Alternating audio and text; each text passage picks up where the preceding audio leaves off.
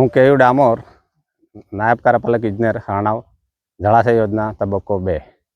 હરણાવ જળાશય યોજના આજ રોજ પ્રગતિપથ યાત્રાના અનુસંધાને માનનીય શ્રી કલેક્ટર સાહેબ, MP, MLA તમામને મુલાકાત કરી.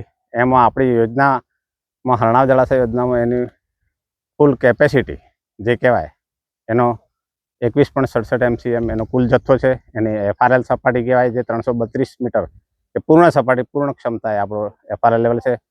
ઊંચે અને એનું ટોપ લેવલ જે 336.85 મીટર છે.